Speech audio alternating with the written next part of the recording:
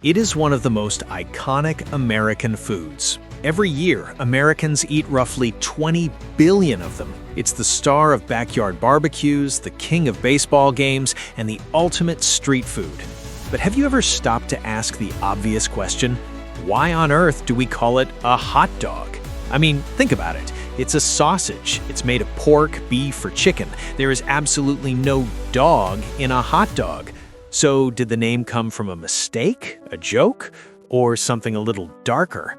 For decades, we've been told a famous story about a cartoonist who couldn't spell, but as it turns out, that story is a myth. The real history is stranger, funnier, and yes, a little bit surprising.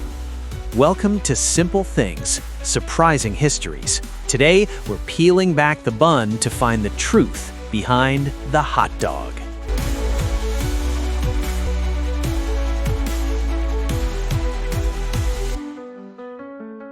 To understand the name, we first have to understand the sausage itself. Long before they were an American icon, these sausages were a German obsession. There are two cities that still argue over who invented them. First, there's Frankfurt, Germany. They claim the Frankfurter was invented there over 500 years ago. Then there's Vienna, Austria, or Wien in German, which gave us the term Wiener. So whether you call it a Frank or a Wiener, the roots are strictly European. But here is the key detail. Back in the 1800s, German immigrants began moving to America in huge numbers. They brought their food culture with them, including these long, thin sausages. Now, Germans also brought something else to America, their beloved dogs, specifically the Dachshund.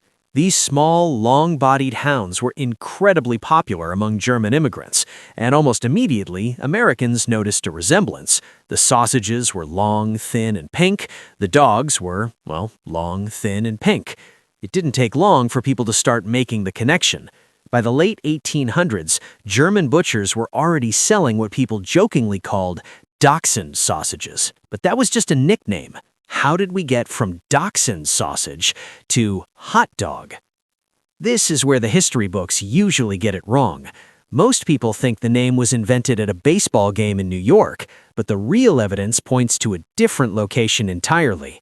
College campuses, specifically Yale University in the 1890s. Picture this. It's late at night, hungry college students are leaving their dorms looking for a cheap snack. Parked outside are food carts selling hot sausages and buns. These carts were known as dog wagons. Why dog wagons? Well, this is where the humor gets a little dark. In the late 19th century, there was a widespread rumor, a joke really, that cheap sausages were made from questionable meat. Since the sausages looked like dachshunds and the German vendors owned dachshunds, the students cracked jokes that the meat was the dog. It was sarcasm. They would say they were going to eat a dog or get a hot dog. We know this is true because of the archives. In October 1895, the Yale Record, the university magazine, published a poem about these lunch wagons. It describes students contentedly munching on hot dogs. This is one of the earliest verified instances of the term in print. It wasn't a marketing slogan. It was a dark joke made by hungry college kids that just happened to stick. So if college students were using the name in the 1890s, where did the famous cartoon story come from? You might have heard this one. It's 1901, a cold day at the Polo Grounds baseball stadium in New York. A vendor is yelling, "Get your Dachshund sausages while they're red hot." A newspaper cartoonist named Tad Dorgan wants to draw the scene, but he doesn't know how to spell Dachshund, so he just writes hot dog instead. It's a great story. It's charming. It's simple. It's also completely false. Historians have spent years searching through every newspaper from that era. They have never seen this cartoon. Furthermore, we found the term hot dog in newspapers years before 1901. For example, a terrified report from the Evansville Daily Courier in 1884, 7 years before the supposed cartoon, already mentions the term hot dog, jokingly. The Tad Dorgan story is a myth, likely created years later to explain a slang term that had already become a part of the American vocabulary. Eventually, the name hot dog moved from college slang to the mainstream, and we have two men to thank for making the food itself famous.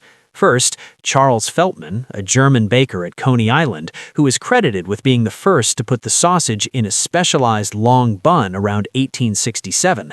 This made it easy to eat while walking on the beach. Then came Harry M. Stevens, a legendary concessionaire. He realized that hot sausages were the perfect food for cold days at baseball games. He didn't invent the name, but he is the one who made the hot dog synonymous with American sports. By the 1920s, the dark humor about dog meat had faded away. The hot dog was no longer a joke about mystery meat. It was a symbol of leisure, summer, and America itself.